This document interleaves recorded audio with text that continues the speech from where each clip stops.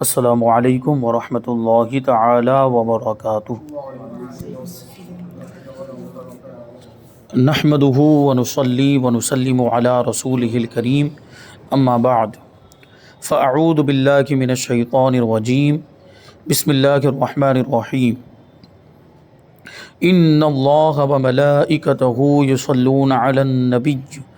یا ایہا الذین آمنوا صلوا علیہ وسلموا تسلیما۔ اللہم صلی علی سیدنا ومولانا محمد معدن الجود والکرم وآلہ الکرام وابنہ الکریم وبارک وسلم صلاۃ وسلاما علیک یا رسول اللہ صلی اللہ تعالی علیہ وسلم۔ سبق نمبر 11، اذان اور اقامت سے پہلے درود پاک پڑھنا کیسا ہے؟ یعنی اذان جانتے ہیں، اقامت بھی جانتے ہیں، اور ہمارے یہاں پہ عام طور پر درود شریف پڑھا بھی جاتا ہے۔ اذان سے پہلے بھی درود شریف پڑھتے ہیں، اور اقامت جس کو ہم لوگ تکبیر بھی کہہ لیتے ہیں، جو جماعت کھڑی ہونے سے پہلے پڑھی جاتی ہے تکبیر، اس میں بھی درود شریف پڑھا جاتا ہے۔ تو یہ درود شریف پڑھنا کیسا ہے؟ تو وہی سوال ہے، اور اس کے بارے میں جواب دیتے ہیں کہ اذان و اقامت سے پہلے یا بعد میں درود پاک پڑھنا بالکل جائز اور مستحب ہے، ثواب کا کام۔ اچھا، اب یہ جب ہم نے کہہ دیا، ہم یہ دعویٰ کر دیا، تو کوئی دلیل مانگے گا ہمارے پاس کہ اذان سے پہلے اور اقامت سے پہلے درود شریف پڑھنا جائز ہے، تو اس کی دلیل کیا ہے؟ تو جواب، قرآن پاک میں اللہ تبارک و تعالیٰ فرماتا ہے ان اللہ وملائکتہ یصلون علی النبی یا ایہا الذین آمنوا صلوا علیہ وسلموا تسلیما۔ اس کو آیت درود کہا جاتا ہے۔ درود کیا ہے؟ کیونکہ اس میں درود پڑھنے کا حکم دیا ہے، اور یہ آیت کریمہ ہم تو بہت زیادہ سنتے ہیں، اکثر ایمان والوں کو یاد ہوگی یہ، اور ہم بھی جب بھی ہم درس شروع کرتے ہیں ہر خطبے میں یہ آیت کریمہ پڑھی جاتی ہے، پھر اس کے بعد ہم درود شریف پڑھتے ہیں۔ تو یہ دیکھیں اس میں آیت کریمہ کا مطلب کیا، اس پر غور کریں تو خود ہی بات واضح ہو جائے گی۔ ترجمہ کہ بے شک اللہ اور اس کے فرشتے درود بھیجتے ہیں اس غیب بتانے والے نبی پر، اے ایمان والو ان پر درود اور خوب سلام بھیجو۔ یعنی اللہ بھی درود بھیجتا ہے، فرشتے بھی درود بھیجتے ہیں، تو اے ایمان والو تم بھی اللہ کی سنت پر عمل کرو، فرشتوں کی سنت پر عمل کرو، اور تم بھی اس غیب بتانے والے نبی پر درود بھیجو اور خوب سلام بھیجو۔ تو دیکھیں اللہ تبارک و تعالیٰ نے خود درود بھیجنے کا حکم دیا۔ اب دیکھیں یہاں پر اس آیت کریمہ کے اندر، ابھی اس کو آگے بتائیں گے بھی، اس آیت کریمہ کے اندر درود پڑھنے کے کوئی الفاظ بیان کیے نہیں، بیان کیے کہ یہ الفاظ ہونے چاہیے یا نہیں، یہ الفاظ نہیں ہونے چاہیے۔ تو درود کے جو بھی الفاظ ہو سکتے ہیں، مناسب الفاظ، ان الفاظ کے ذریعے درود شریف پڑھا جا سکتا ہے۔ دوسری بات یہ یہاں پر کہ اس کا کوئی وقت نہیں بتایا گیا کہ درود بھیجو تو صبح کے وقت بھیجو، دوپہر کے وقت بھیجو، شام کے وقت بھیجو، یا ایک مخصوص وقت میں بھیجو۔ اذان کے شروع میں درود مت پڑھو، یا اقامت کے شروع میں درود مت پڑھو، نماز کے اوقات میں درود مت پڑھو، ایسا کچھ بیان کیا اس میں مطلقاً حکم دیا جا رہا ہے کہ درود پڑھو۔ اب کوئی بھی مناسب وقت ہو، اس وقت میں درود شریف پڑھا جا سکتا ہے، یعنی جہاں آداب کا لحاظ ہو سکے، اور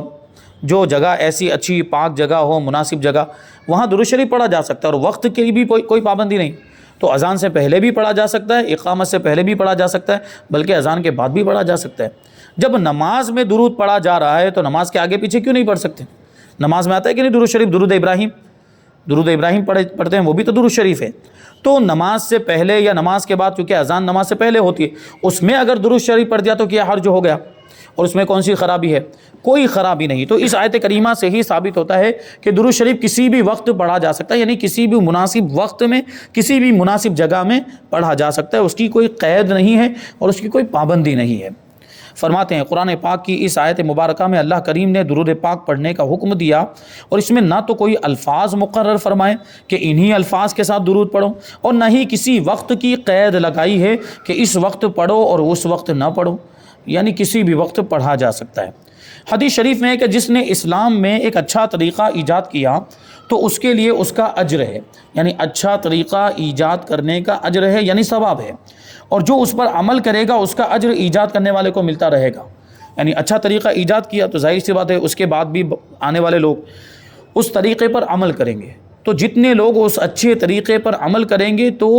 وہ عمل کرنے والوں کو ان کے عمل کا تو ثواب ملے گا، ساتھ میں ایجاد کرنے والے کو ایجاد کرنے کا ثواب ملتا ہی رہے گا، یعنی اس کے ثواب میں اضافہ ہوتا رہے گا، اور عمل کرنے والوں کے ثواب میں کوئی کمی بھی نہیں ہوگی۔ تو یہ اچھا طریقہ ایجاد کرنے کی یہ برکت ہے، اور یہ حدیث پاک کے الفاظ ہیں۔ تو ظاہر سی بات ہے درود شریف پڑھنے کا کوئی اچھا طریقہ، تو اگرچہ حضور کے زمانے میں اذان کے ساتھ درود شریف نہیں پڑھا جاتا تھا یا اقامت کے ساتھ درود شریف نہیں پڑھا جاتا تھا، لیکن یہ بعد میں جو ایجاد ہوا یہ طریقہ، یہ اچھا طریقہ ہے، کیونکہ درود شریف پڑھنے کی تو ہر جگہ اجازت ہے، تو اذان کے شروع میں بھی اجازت، اقامت کے شروع میں بھی اجازت، تو یہ ایجاد ہوا، یہ اچھا طریقہ ہے، اس پر عمل کرنا یہ اچھی بات ہے، یہ ثواب کا کام ہے۔ فرماتے ہیں الحمدللہ اذان سے قبل درود شریف پڑھنا بھی مسلمانوں کے اندر رائج ہے، ہمارے یہاں پہ رواج ہے، اور اگر یہ کسی حدیث سے ثابت نہ بھی ہو تب بھی کار ثواب ہے کہ دین اسلام میں جس نے اچھا کام شروع کیا اللہ پاک اسے نیک عمل کا ثواب عطا فرمائے گا، اور جتنے لوگ اس پر عمل کریں گے ان کے برابر اس شخص کو ثواب عطا کیا جاتا رہے گا جس نے وہ اچھا طریقہ ایجاد کیا ہے۔ تو یہ ظاہر سی بات ہے، درود شریف ایک عبادت ہے، درود شریف پڑھنے کا حکم خود اللہ تبارک و تعالیٰ نے دیا۔ اب اذان سے پہلے ہم درود شریف پڑھیں تو اللہ کے حکم پر عمل کر رہے ہیں، اقامت سے پہلے اگر ہم درود شریف پڑھیں تو یہ بھی اللہ کے حکم پر عمل ہے۔ بس یہ ہے کہ یہ پابندی کہ ہم اذان کے شروع میں پابندی کے ساتھ درود شریف پڑھیں یا اقامت کے شروع میں پابندی کے ساتھ درود شریف پڑھیں، یہ بھی منع نہیں ہے۔ تو یہ ایک نیا طریقہ ہو گیا کہ ورنہ درود شریف پڑھنا کوئی نیا طریقہ نہیں ہے، درود شریف پڑھنا تو بہت پرانا طریقہ، جب اللہ تبارک و تعالیٰ خود حکم دے رہا ہے تو یہ طریقہ تو حضور کے زمانے سے ہے۔ بس یہ ہے کہ خاص موقع پر اذان کے ساتھ اس کو خاص کر دینا، اقامت کے ساتھ اس کو خاص کر دینا، اور پابندی کے ساتھ پڑھنا، پانچوں وقت کی اذان میں اور پانچوں وقت کی اقامت میں اس کو پڑھنا اور اس کو بالکل نہ چھوڑنا، کبھی نہ چھوڑنا، یہ جو پابندی ہم جو کرتے ہیں اس کی، اور یقیناً یہ ہم اس کو کوئی واجب یا فرض بھی نہیں سمجھتے، یہ کوئی عقیدہ رکھے تو پھر وہ غلط ہے۔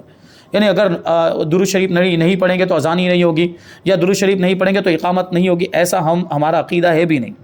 اور ہم ایسا کہتے بھی نہیں۔ اگر کسی نے درود شریف نہیں بھی پڑھا، ڈائریکٹ اذان شروع کر دی تو اذان ہو جائے گی، جبکہ اذان کے الفاظ اس نے پورے ادا کیے صحیح طریقے سے، تو اذان۔ اسی طرح اقامت کا معاملہ کہ درود شریف نہیں بھی پڑھا تو اقامت ہو جائے گی، لیکن یہ ہے کہ یہ بہتر ہے، مستحسن ہے اور اچھا طریقہ ہے کہ اذان کے شروع میں اور اقامت کے شروع میں یہ پڑھا جائے، تو اسی اچھے طریقے کو ہم آگے بڑھاتے ہیں، اور ہمارے یہاں پر اس کا رواج ہے اور اس کی پابندی کی جاتی ہے، اس کو فرض یا واجب نہیں سمجھا جاتا۔ تو یہ چیز ہے، یہ اس سے جواز ثابت ہوتا ہے۔ اب سوال یہ ہے کہ کن مواقع پر درود شریف پڑھنا مستحب ہے، یعنی کون سی جگہ ہیں، کون سے ایسے موقع ہیں جہاں پر درود شریف پڑھنا اچھی بات ہے۔ تو فرماتے ہیں کہ حضرت علامہ ابن عابدین شامی رحمۃ اللہ علیہ، دیکھیں ان کا حوالہ دے رہے ہیں کیونکہ یہ ایسے بزرگ ہیں جن کو ہمارے مخالفین بھی مانتے ہیں، بد مذہب بھی، اور ان کے حوالہ دیتے ہیں، ان کی کتاب کے حوالے۔ یہاں پر جو ان کی کتاب کا حوالہ دیا گیا ہے وہ ہے رد المحتار، جس کو فتاوی شامی بھی کہا جاتا ہے، یہ بھی ان کی لائبریریوں میں بھی موجود ہے، اور وہ بھی اپنے فتووں کے اندر اس کی عبارتیں نقل کرتے ہیں، اس کا حوالہ دیتے ہیں۔ تو اس وجہ سے یہاں پر یہ ذکر کرنے میں کیا ہوتا ہے، اور زور پیدا ہوگا، کہ اگر ہم کسی عالم کا، جیسے ابھی ہم اعلیٰ حضرت کا حوالہ دیتے تو کہیں گے تو تمہارے عالم ہیں، ہم ان کو مانتے ہی نہیں تو ہم ان کی بات کیوں مانیں، اس طرح بھی کوئی کہہ سکتا ہے۔ تو علامہ ابن عابدین شامی کا حوالہ دے رہے ہیں کہ وہ درود شریف پڑھنے کے مستحب مواقع بیان کرتے ہوئے فرماتے ہیں کہ علماء کرام نے بعض مواقع پر درود شریف پڑھنے کے مستحب ہونے پر نص فرمائی ہے۔ مستحب کا مطلب پہلے بیان ہو چکا ہے، مستحب یعنی جس کے کرنے میں ثواب ہو، جس کے نہ کرنے میں کوئی گناہ نہیں ہے لیکن کرنے میں ثواب ہو، یعنی درود شریف پڑھنے میں ثواب ہے۔ اور کون کون سی جگہ، ان میں سے چند جگہ یہ ہے، روزے جمعہ اور شب جمعہ، یعنی جمعہ کے دن میں اور جمعہ کی رات میں، بلکہ جمعہ کے دن میں تو درود شریف پڑھنے کی اور زیادہ فضیلت ہے، اور حضور پاک صلی اللہ علیہ وسلم جمعہ کے دن درود شریف پڑھا جائے تو اس سے خوش ہوتے ہیں، اور جمعہ کی نماز کے بعد خاص طور پر 100 مرتبہ، کم سے کم 100 مرتبہ درود شریف پڑھنا چاہیے، اس کی بڑی فضیلت آئی ہے۔ اور جمعہ کی رات میں بھی، ہفتہ یعنی سنیچر، اتوار اور سوموار کے دن صبح و شام مسجد میں جاتے اور نکلتے وقت بوقت زیارت روزہ اطہر، یعنی حضور پاک صلی اللہ علیہ وسلم کے روزہ انور کی زیارت کرتے وقت تو حضور کی بارگاہ میں سلام بھی پیش کرتے ہیں تو درود بھی پیش کر دیں۔ صفا اور مروہ پر یعنی صفا سے شروعات کرتے ہیں، درود شریف پڑھیں، مروہ پر پہنچے تو وہاں پر بھی جو سعی کی جاتی ہے طواف کرنے کے بعد، یعنی آپ چاہے عمرہ کر رہے ہوں یا حج، تو اس میں سعی ہوتی ہے صفا اور مروہ کے درمیان، یہ جو 2 پہاڑ ہیں مکہ مکرمہ کے اندر، تو وہاں پر بھی درود شریف پڑھا جاتا ہے۔ خطبہ جمعہ کے وقت، خطبہ جمعہ کے وقت کا مطلب کیا، خطبے سے پہلے، خطبے کے دوران نہیں پڑھ سکتے آپ، خطبے سے پہلے، اور وہ بھی کب، پہلے کا مطلب کیا، امام کے منبر پر آنے سے پہلے یہ درود شریف پڑھنا، ٹھیک ہے۔ اور جواب اذان کے بعد، یعنی اذان کا جواب دے چکے اس کے بعد بوقت اقامت کے وقت، دعا کے اول آخری، جب بھی کوئی دعا کی جائے تو اس کے اول آخری درود شریف پڑھنا چاہیے، کیونکہ دیکھیں درود شریف ایک ایسی عبادت جو میں پہلے بھی عرض کر چکا کہ اللہ تبارک و تعالیٰ اس کو قبول فرماتا ہی ہے، کیونکہ وہ حضور، اس کا تعلق حضور پاک صلی اللہ علیہ وسلم سے ہے۔ تو اللہ تبارک و تعالیٰ اپنے حبیب سے ایسی محبت فرماتا ہے کہ جو بھی درود شریف پڑھے، اب دل سے نہ بھی پڑھے تب بھی درود شریف یہ ایک ایسی عبادت جو قبول ہوتی ہے، اگر کوئی دل سے نہ بھی پڑھتا ہو تو بھی۔ تو اب ظاہری سی بات، اگر ہم دعا کے شروع میں اور دعا کے آخر میں اگر ہم درود شریف پڑھ لیں گے تو درود شریف تو قبول ہونے والا ہے، تو اللہ تبارک و تعالیٰ اس درود شریف کی برکت سے جو بیچ میں دعا ہے اس کو بھی قبول فرماتا ہے۔ یعنی اللہ تعالیٰ فرماتا ہے کہ میری غیرت کو یہ گوارا نہیں کہ آگے پیچھے کی چیز کو قبول کر لوں اور بیچ والی چیز کو چھوڑ دوں، اس لیے درود شریف کی برکت سے یہ دعا بھی قبول ہو جاتی ہے۔ اور بیچ میں بھی دعا کرنی چاہیے، دعا کے بیچ میں بھی درود شریف پڑھنا چاہیے، دعائے قنوت کے بعد اور تلبیہ کہنے کے بعد۔ تلبیہ مطلب جو عمرہ کرنے کے لیے جاتے ہیں یا حج کرنے کے لیے جاتے ہیں تو پڑھتے ہیں تلبیہ، لبیک اللہم لبیک لبیک لا شریک لک لبیک ان الحمد والنعمت لک والملک لا شریک لک ان الحمد، وہ جو پڑھتے ہیں۔ تو اس کے بعد بھی درود شریف پڑھا جاتا ہے۔ کان بجنے کے، کبھی کبھی کان بجنے لگتے ہیں، وہ آواز آتی لگتی ہے ایسی، تو اس وقت بھی درود شریف پڑھنا چاہیے، یہ اچھی بات ہے۔ اور کسی چیز کے بھول جانے کے وقت بھی درود شریف پڑھیں تو وہ بسا اوقات تو ایسا ہوتا ہے کہ وہ چیز یاد آ جاتی ہے، لیکن اس کا مطلب یہ نہیں کہ وہ چیز یاد آ گئی تو درود شریف کو ادھورا چھوڑ دیں، نہیں، پورا کریں، مکمل کریں، بلکہ مناسب یہ ہے، وہاں پر بہتر یہ ہے کہ چیز مل جانے کے بعد بھی 3-4 مرتبہ اور درود شریف پڑھ لیں۔ بہتر یہ ہے کہ طاق عدد میں اور درود شریف پڑھیں، تاکہ مقصد یہ نہ ہو کہ چیز گمی تھی اس لیے ہم نے درود شریف پڑھا، نہیں، بلکہ ہم تو درود شریف ویسے بھی پڑھتے ہیں کیونکہ ہمیں حضور سے محبت ہے، تو درود شریف پڑھنا ہے۔ اب ہوتا یوں ہے، جیسے پہلے بھی عرض کیا گیا تھا کہ درود شریف، کوئی چیز گم گئی اور ہم اس کو ڈھونڈنا چاہتے ہیں، ہم چاہتے ہیں کہ وہ چیز ہمیں مل جائے، تو ہم درود شریف پڑھتے، تو شیطان ظاہر سی بات وہ کبھی نہیں چاہے گا کہ ہم حضور پر درود پڑھیں، درود اتنی اچھی عبادت ہے، تو وہ ہمیں درود پڑھنے سے روکتا ہے، بہکائے گا دوسرے معاملات۔ تو اسی وجہ سے درود جب ہم پڑھنے لگتے ہیں تو بیچ میں ہی وہ خود آ کے یاد دلا دے گا کہ وہ چیز وہاں پر ہے، وہ چیز وہاں رکھی ہے، جا کے وہاں سے لے لے، تو یہ یاد آ جاتی ہے۔ اکثر و بیشتر ایسا ہوتا ہے کہ یاد آ جاتی ہے۔ تو اسی وجہ سے اب ہمارا صرف یہی مقصد نہیں ہونا چاہیے کہ وہ چیز کو تلاش کرنے کے لیے ہم درود شریف پڑھ لیں، یا یہ کہ وہ چیز ہمیں مل جائے تو ہم اس وجہ سے درود شریف پڑھ لیں، تو گویا کہ شیطان کی پیروی ہو رہی ہے۔ شیطان تو یہی چاہ رہا ہے کہ درود شریف آپ پڑھ لیں اور بیچ میں روک دیں، یا درود شریف دوسری نیت سے پڑھیں، نہیں، ہم درود شریف اسی نیت کے ساتھ پڑھیں کہ ہم حضور پاک صلی اللہ علیہ وسلم سے ہمارا جو لگاؤ ہے، ہمارا جو تعلق ہے، اس وجہ سے پڑھیں۔ اسی لیے میں کہہ رہا ہوں کہ بعد میں بھی درود شریف جاری رکھا جائے، بیچ میں نہ روکا جائے، بلکہ 2-3 مرتبہ اور طاق عدد میں اور پڑھ لیا جائے اور درود شریف، تاکہ وہ جو نیت ہے، وہ نیت اگر اس میں کچھ فطور آیا بھی ہو تو وہ دور ہو جائے۔ تو یہ چیز ہے۔ سوال ہے کہ بعض لوگ کہتے ہیں کہ اذان و اقامت سے پہلے درود شریف نہ پڑھا جائے کہ عوام الناس کہیں درود شریف کو اذان و اقامت کا حصہ نہ سمجھ لیں، کیا یہ بات درست ہے؟ کیونکہ دیکھیں، یہ بات تو یقیناً یہ حقیقت ہے کہ اذان اور درود شریف یہ دونوں الگ الگ چیزیں ہیں، اسی طرح اقامت اور درود شریف، یعنی درود شریف نہ اذان کا حصہ ہے نہ اقامت کا حصہ ہے۔ اذان کے مخصوص کلمات ہیں جو فکس ہیں، اور اسی طریقے سے اقامت کے جو خاص کلمات ہیں وہی کلمات اقامت میں کہے جاتے ہیں۔ تو درود شریف اگر ہم پڑھیں گے تو کچھ لوگ یہ اب وسوسہ ڈالتے ہیں، لوگوں کے دل میں یہ خیال ڈالتے ہیں کہ ایسا درود شریف جو ہے نہیں پڑھنا چاہیے، ورنہ کیا ہوگا کہ جن کو معلومات نہیں ہے وہ کیا سمجھیں گے کہ یہ درود شریف اذان کا حصہ ہے یا اقامت کا حصہ ہے، جبکہ وہ ہے نہیں۔ تو اس کا کیا جواب دیں گے؟ جواب دیتے کہ اس کا حل یہ نہیں ہے کہ ایک مستحسن کام بند کر دیا جائے، یعنی لوگوں کے دل میں اگر یہ شبہ پیدا ہوتا ہے کہ درود شریف اذان کا حصہ ہے یا اقامت کا حصہ ہے تو درود شریف ہی کو بند کر دیا جائے، نہیں، ایسا نہیں کرنا چاہیے۔ علماء کرام نے اس کا یہ حل پیش کیا ہے کہ اذان و اقامت سے پہلے درود میں یہ احتیاط کرنی چاہیے کہ درود شریف پڑھنے کے بعد کچھ وقفہ کرے، یعنی تھوڑی دیر رکے، یعنی وہاں پہ سانس توڑے رکے، اور رکتے بھی ہیں ہمارے یہاں پر، پھر اذان یا اقامت کہے، تاکہ درود شریف اور اذان و اقامت کے درمیان فاصلہ ہو جائے، یا درود شریف کی آواز اذان و اقامت کی آواز سے پست رہے، یعنی درود شریف آہستہ آواز میں کہے، پھر وہاں سے بلند آواز سے اذان شروع کرے یا اقامت شروع کرے، تاکہ دونوں کے درمیان فرق رہے، اور درود شریف کو اقامت کا جز نہ سمجھیں۔ اس طرح اذان و اقامت پڑھنے والا خوش نصیب صلاۃ و سلام کی برکتوں سے بھی مستفید ہوتا رہے گا، یعنی درود شریف کی برکتیں بھی ملتی رہے گی۔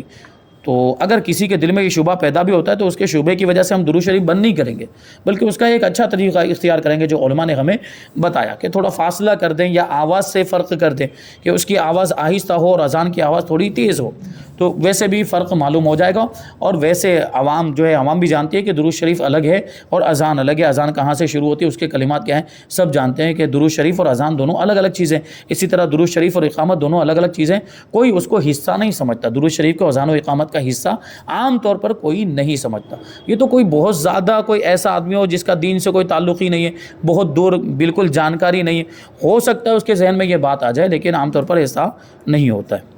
اب ہے انگوٹھے چومنے کا مسئلہ, کیونکہ دیکھیں اذان کی بات چلی تو اذان میں عام طور پر اذان میں جہاں حضور پاک صلی اللہ علیہ وسلم کا نام نامی اس میں گرامی آتا ہے, یعنی محمد صلی اللہ علیہ وسلم, تو وہاں ہم انگوٹھے چوم کر آنکھوں سے لگاتے ہیں. اور اذان کے علاوہ بھی یہ طریقہ سنیوں میں رائج, عاشقان مصطفیٰ کے درمیان رائج ہے, بہت پیارا طریقہ, اور یہ محبت کی علامت حضور پاک صلی اللہ علیہ وسلم سے لگاؤ کی ایک نشانی ہے. تو وہی ہے کہ اذان میں حضور نبی کریم صلی اللہ علیہ وسلم کی اسم گرامی محمد صلی اللہ علیہ وسلم کو سن کر اپنے انگوٹھے چوم کر اپنی آنکھوں سے لگانا کیسا ہے؟ جواب جائز اور مستحسن اور موجب اجر و ثواب ہے. یعنی جائز بھی ہے, اچھا بھی ہے, اور اجر و ثواب کا باعث بھی ہے, یعنی اس میں ثواب بھی ہے, اور سرکار دو جہاں صلی اللہ علیہ وسلم کی محبت کی علامت اور نشانی بھی ہے. اب اس کا ثبوت کیا ہے؟ تو وہی علامہ ابن عابدین شامی رحمۃ اللہ تعالی علیہ فرماتے ہیں کہ مستحب یہ ہے کہ جب پہلی شہادت سنے, یعنی اشہد ان محمد رسول اللہ, یہ 2 مرتبہ کہا جاتا ہے, تو پہلی مرتبہ سنے تو کہے صلی اللہ علیہ یا رسول اللہ, اور جب دوسری مرتبہ سنے تو دونوں انگوٹھے اپنی دونوں آنکھوں پر لگانے کے بعد کہے قرۃ عینی بکا یا رسول اللہ, یا قرۃ عینی بکا یا رسول اللہ, یعنی یا رسول اللہ میری آنکھوں کی ٹھنڈک آپ کا نام نامی اس میں گرامی ہے, یعنی آپ کا نام سنتے ہیں تو ہماری آنکھوں کو ٹھنڈک ملتی ہے. پھر یہ کہے اللہم متعنی بالسمع والبصر, اے پروردگار مجھے سننے اور دیکھنے کے ذریعے فائدہ پہنچا, یعنی نگاہوں سے صحیح فائدہ پہنچا اور کانوں سے صحیح فائدہ پہنچا, یعنی میں اس کا صحیح استعمال کروں, اپنی نگاہوں کا صحیح استعمال کروں اور اپنی سماعت کا صحیح استعمال کروں, یعنی اس سے اچھی چیزیں دیکھوں, جائز اور حلال اور نیک چیزیں دیکھوں, اور اس سے کان سے اچھی چیزیں سنوں اور بری چیزوں سے میں رکوں. تو یہ چیز تو حضور پاک صلی اللہ علیہ وسلم یہ جو ایسا کرے گا, یعنی حضور کے نام پر اگر کوئی یہ طریقہ اختیار کرے گا تو حضور صلی اللہ علیہ وسلم جنت کی طرف اس کے قائد ہوں گے. قائد مطلب رہنما, یعنی اسے اپنے ساتھ جنت میں لے کر جائیں گے کہ حضور آگے آگے چلتے ہوں گے اور یہ عمل کرنے والا حضور کے پیچھے پیچھے ہوگا. جیسا کہ کنز العباد اور الفتاوی صوفیہ میں ہے